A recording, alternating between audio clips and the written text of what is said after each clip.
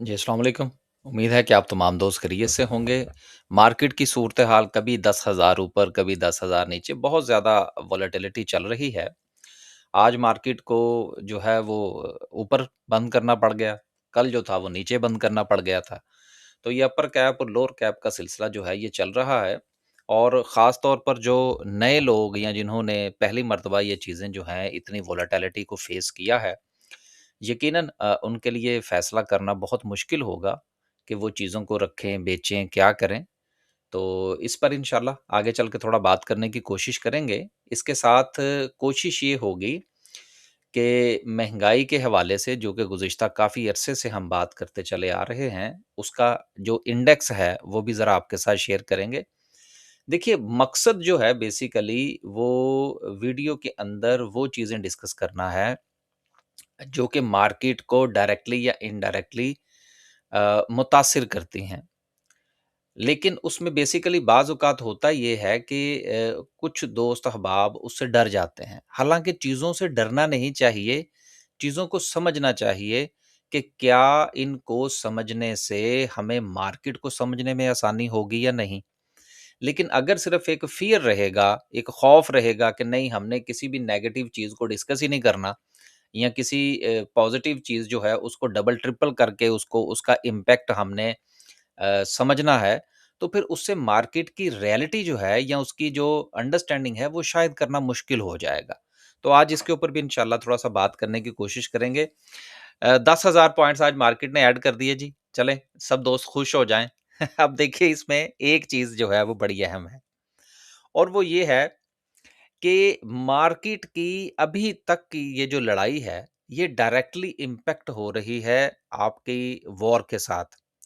तो जैसा कि हम गुज़िश्ता वीडियोज़ के अंदर भी डिस्कस करते रहे हैं कि जिस मसले की वजह से मार्केट के अंदर गिरावट हो या जिस खबर की बुनियाद पर मार्केट के अंदर जो है वो बेहतरी आ रही हो, ये जब तक उसके अंदर कोई तब्दीली नहीं आएगी, हमें उतार-चढ़ाव को जो है वो मेज़र करना जो है वो काफ़ी मुश्किल हो जाएगा। और यही सूरत-ए-हाल इस वक़्त जो है वो कंटिन्यू करती हुई हमें नज़र आ रही है। क्योंकि वो जो है वो खबर आ जाती है कि जी सूरत-ए-हाल बेहतर होने लगी है मार्केट ऊपर, खबर आती है जी कि वो हालात जो है वो थोड़ा-सा ख़राब होने लगे हैं, मार्केट जो है वो नीचे का कैप लगा देती है। तो बहुत ज़्यादा वॉलेटिलिटी जो है वो हमारे सामने है, लेकिन आखिरी बात यहाँ पर फिर हम आगे चलते हैं, जब इतनी ज़्यादा वॉलेटिलिटी हो तो ऐसी सिचुएशन के अंदर ट्रेडर्स के लिए काम करना थोड़ा-सा स्पेस जो है वो उनकी नैरो हो जाती है, एक बात। लेकिन जो इन्वेस्टर्स हैं, उनके लिए स्टॉक्स को लेवल्स को आइडेंटिफ़ाई करने के बाद जो कि जब से ये सिलसिला शुरू हुआ है, हम इसको रोज़ाना आपको याद दहानी करवा रहे हैं कि इन्वेस्टर का काम ये है कि वो लेवल्स को आइडेंटिफ़ाई करे और लेवल्स को आइडेंटिफ़ाई करने के बाद वहाँ पर अपनी बाइंग और सेलिंग के हवाले से डिसीजन लेकर रखे, कि जैसे ही उसको मार्केट मौका फ़राहम करे बाइंग का, तो वो बाइंग करे, सेलिंग का मौका फ़राहम करे तो सेलिंग करे। लेकिन चूँकि उसने इन्वेस्टर है, उसने होल्डिंग पावर है उसके पास, तो लिहाज़ा इस किस्म की जो हाइली वोलेटिलिटी है, इसके अंदर वो थोड़ा बहुत सर्वाइव कर जाएगा। और आखिरी बात ये है कि हमारा जो इन्वेस्टर ग्रुप है, जो कि मैं काफ़ी अरसे से गुज़ारिश करता आ रहा हूँ कि उसमें जंगें आ रही हैं, दीगर मामलात चल रहे हैं, उसमें हमारी स्ट्रैटेजी जो है वो ही है कि हम हमारे पास जो शेयर्स हैं या हम जिन शेयर्स के अंदर जो है वो एंट्री लेना चाह रहे हैं, उसके हवाले से हमारी स्ट्रैटेजी क्लियर है। हम लेवल्स को आइडेंटिफ़ाई करेंगे, वहाँ पर बाय करेंगे, देन हम वेट करेंगे। लेकिन ये कोई ज़रूरी नहीं है कि आप हमारी इस स्ट्रैटेजी के साथ जो है वो एग्री करें। यकीनन आपकी जो है वो स्ट्रैटेजी डिफरेंट भी हो सकती है। 10,000 पॉइंट्स के इज़ाफ़े के साथ अगर हम सर्किट ब्रेकर की बात करें, टाइम क्या हो गया जी गपशप करते हुए 4 मिनट हो गए हैं जी। अपर कैप की बात करें तो माशाल्लाह से आज जो है वो 37 कंपनीज़ जो हैं वो अपर कैप पर हैं। लोअर कैप की बात करें तो कोई कंपनी जो है वो लोअर कैप पर नहीं है, हम इसको कंसीडर नहीं कर रहे जी। आज खुशी है ना? लोग लोग जो थे वो 2-3 दिन से इस कदर परेशान थे और मज़े की बात ये है कि वीडियो के अंदर थोड़ा-सा लाइटनेस और थोड़ा-सा जो है वो सिलसिला हमारा चलता रहता है। मैं 2-3 दिन से ना बड़ा सीरियस होके वीडियो बना रहा था। मैंने कहा यार लोग अच्छा मज़े की बात ये है कि अगर हम थोड़ा-सा वीडियो के अंदर जो है वो स्माइलिंग के साथ बात करते हैं या हम मैं ज़ाती तौर पर तो ख़ैर इतना स्ट्रेस लेता ही नहीं हूँ मार्केट का।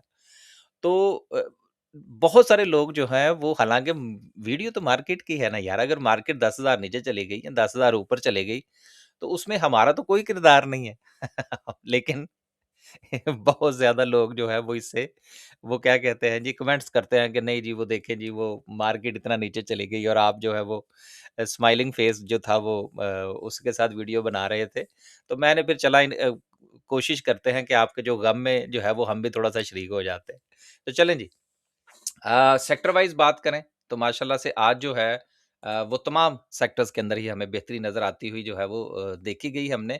इसके अंदर कोई बहुत बड़ी ऐसी बात नहीं है कि जिसका आज हम ज़िक्र कर सकें। ऑयल एंड गैस सेक्टर्स के अंदर बहरहाल आज सेलिंग प्रेशर ज़रूर रहा। उसकी वजह ये थी कि जिस वक़्त ऑयल प्राइसेज़ के हवाले से बात हो रही थी, हमने भी माज़ी में इसके ऊपर बात की कि ऑयल के ऊपर जब प्रेशर आएगा, इंटरनेशनली ऑयल प्राइसेज़ बढ़ेंगी तो पाकिस्तान की जो ऑयल एंड गैस सेक्टर है, उसके अंदर भी बेहतरी आएगी। तो आज सारी मार्केट बेहतर रही, लेकिन ऑयल एंड गैस के अंदर जो है वो हमने प्रेशर देखा। वजह क्या है कि इंटरनेशनल मार्केट में चीज़ें जो हैं वो काफ़ी ज़्यादा ऊपर-नीचे रहीं। 2 खबरें हैं जी, उसके बाद फिर इंशाल्लाह 1-2 चीज़ें डिस्कस करेंगे। पहली खबर जो है वो लोटे केमिकल के हवाले से है, जिसने ईपीसीएल को एक्वायर करने के हवाले से जो है वो अपनी इंटेंशन शो की है, ऑफर जो है वो देने के मूड में है। अब देखें बात ये है कि लॉटे केमिकल जो है वो इटसेल्फ आपको पता होना चाहिए कि इसकी माज़ी की हिस्ट्री क्या रही है। लेकिन जब किसी कंपनी के अपने हालात थोड़े से बेहतर रहे हों, तो इसने डिविडेंड भी दिया है, तो फिर यकीनन उनके पास स्पेस जो है वो बनती है और वो फिर अपने जो स्टेक्स हैं वो बढ़ाने की कोशिश करते हैं। तो ये एक अच्छी पॉजिटिव और सॉलिड न्यूज़ है। इसको इसका असर ना सिर्फ के इटसेल्फ लॉटे केमिकल या ईपीसीएल पे आएगा, बल्कि केमिकल सेक्टर के ऊपर भी इसका पॉजिटिव इम्पैक्ट होगा। अगली खबर ये है कि महंगाई के हवाले से अब आते हैं इस तरफ। देखिए, आपको याद होना चाहिए कि 2023 में बहुत सारे लोग जो थे वो इस हवाले से जिस वक़्त हम बात करते थे कि मार्केट ऊपर जाएगी, तो लोग ये कहते थे कि जी पाकिस्तान में से कौन-सा तेल निकल आया जी, कि मार्केट जो है वो ऊपर जाएगी। ये बड़ा जो है वो तसलसल रहा इसके ऊपर, बड़ी तनकीद होती रही। लेकिन फिर आपने देखा कि मार्केट जो थी वो ऊपर थी। बेसिकली ये इंडिकेटर्स होते हैं जिनको जब तक आप उनके ऊपर नज़र नहीं रखते, तब तक चीज़ें जो हैं वो हमें उसकी रियलिटी की समझ नहीं आती कि ये हो क्या रहा है। अब देखिए रुपये के ऊपर जो है वो प्रेशर आने के चांसेज़ हैं। क्यों? इसलिए कि जो अभी हमने कल और परसों चीज़ें डिस्कस की थी। कि पैसे हमारे पास जो है वो कम है, इम्पोर्ट-एक्सपोर्ट हमारी डिस्टर्ब हो रही हैं, रेमिटेंस हमारी डिस्टर्ब होंगी, महँगाई की शरह में जो है वो इज़ाफ़ा होने के चांसेज़ हैं। तो ऐसी तमाम सूरत-ए-हाल के अंदर जो है रुपये के ऊपर प्रेशर आना, ये कोई अनहोनी बात नहीं होगी या अचंभे की बात नहीं होगी। ये एक नेचुरल जो है वो प्रेशर होगा जो कि रुपये के ऊपर पड़ेगा। तो इस हवाले से ये बात हो रही है कि रुपया जो है वो ₹300 तक जा सकता है, डॉलर की प्राइस के हवाले से। अब इसी के साथ जो एक इम्पोर्टेंट चीज़ मैं आपके साथ डिस्कस करना चाह रहा था, उसको डिस्कस कर लेते हैं कि माज़ी में जिस वक़्त मार्केट जो थी, ये मैं थोड़ा-सा ज़रा यहाँ पर आपको अगर बता दूँ कि 2023 के अंदर इन्फ्लेशन का जो एवरेज थी रफ़ली, वो तकरीबन कोई आप 29% के करीब जो था वो सिलसिला चल रहा था। अब थोड़ा-सा चीज़ों को उलट कर समझ लीजिए कि इन्फ्लेशन जो थी वो टॉप पर थी, तो मार्केट कहाँ पर थी? मार्केट फ्लोर पर थी, ठीक है? कि 38% तक भी जो है वो इन्फ्लेशन रही मंथ और मंथ की बुनियाद पर, ठीक है? अब ये तीर जो है ये आप देख रहे हैं।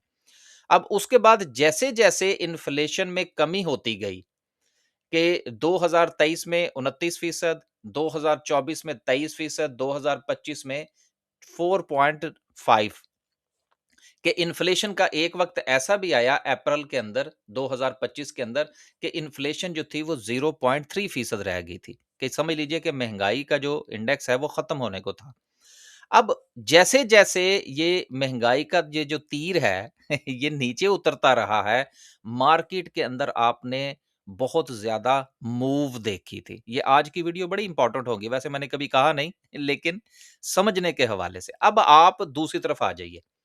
अब उसके बाद क्या है, अब ये देखिए कि 2026 के अंदर जो है, अब चीज़ें इन ये होती है ना वो हमारा जो फिस्कल ईयर है, ये उसके हवाले से बात हो रही है।